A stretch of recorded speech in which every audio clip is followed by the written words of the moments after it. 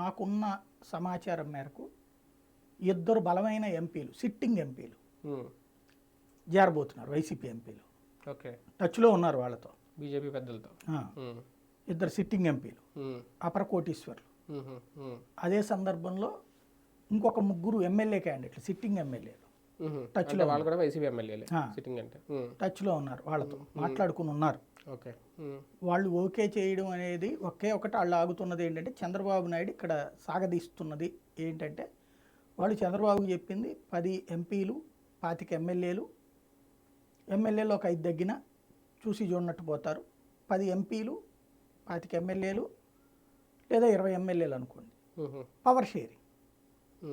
అంటే జనసేనకి 24 ఇచ్చిన తర్వాత బీజేపీకి 25 ఇవ్వడానికి ఎలా ఒప్పుకుంటారు? ఇష్టమైతే తీసుకోలే తెలియదు.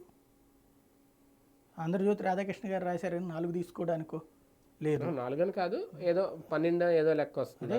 వాళ్ళ ఇష్టం కాదు కదా, వాళ్ళకి ఇష్టమైతే చెయ్యండి, లేకపోతే ఎంపీలు ఎక్కువ ఇవ్వడానికి టీడీపీ కూడా రెడీగా ఉంది, ఎమ్మెల్యేలు మాత్రం ఎంపీలు ఎక్కువ ఇవ్వడానికి కూడా లేదు. రాధాకృష్ణ గారు 4 రాశారంటే 10 అనేది కూడా సిద్ధంగా లేదు తెలుగుదేశం పార్టీ. అంటే 7 అంటున్నారు, ఈయన 3 ఇచ్చారు కాబట్టి మొత్తం 10, మిగిలిన 7 బీజేపీ కాదు, మాకు ఇవి కావాలని చెప్పేశారండి.